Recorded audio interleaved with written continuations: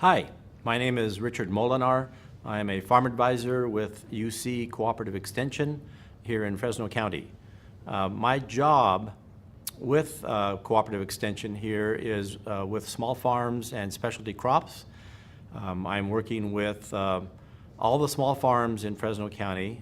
A small farm is one that's defined as a farm that grosses less than $250,000.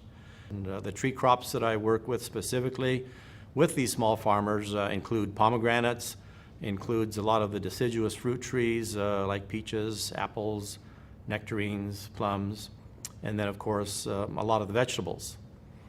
My job in Fresno includes about 50% of my time in research and 50% of my time in extension or education. The organic research that I do uses and utilizes a lot of the IPM management techniques.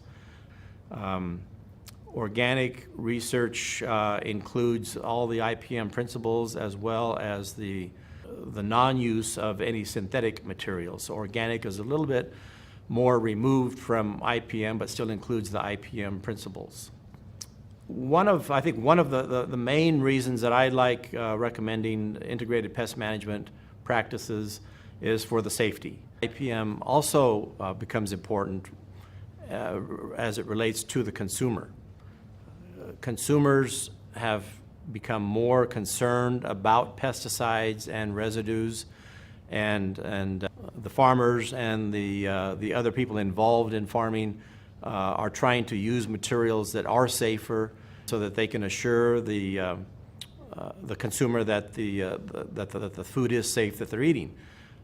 As it relates to food safety and this whole problem with E. coli and salmonella, part of a food safety program also involves the pesticides used and the pesticide residues and pesticide monitoring.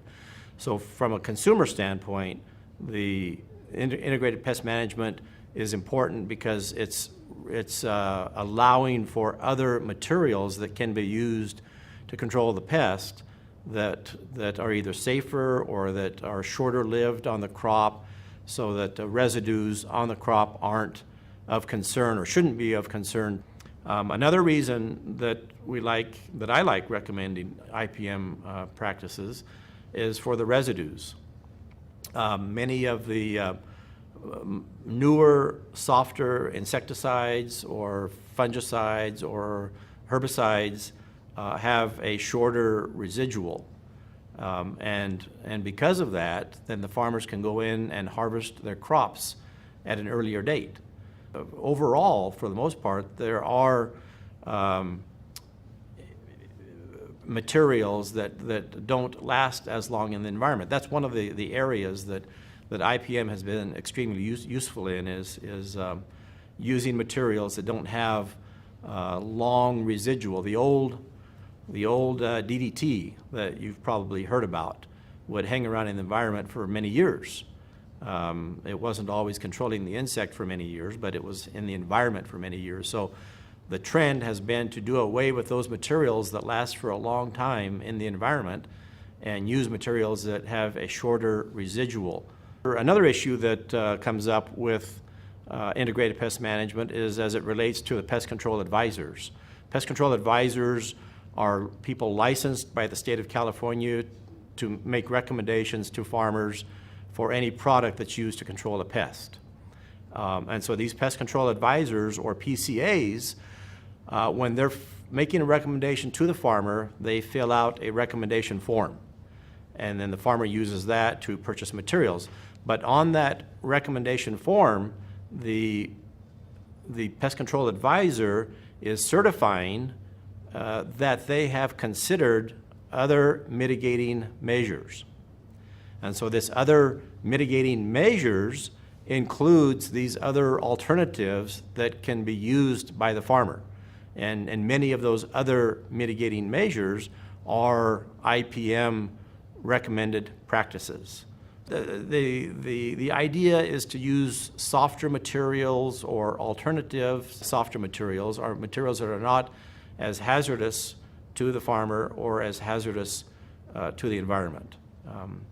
In some cases, we can get by not using the harsh materials, but it's not always the case. So we're still using some fairly hazardous materials in agriculture and in farming here in Fresno County.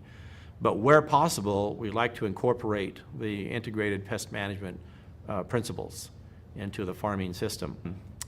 So integrated pest management has been extremely useful, and something that I recommend to my farmers quite frequently. Is definitely a good practice. It's something that farmers have been using. We're doing more research to provide more information to farmers and pest control advisors to help them with controlling pests.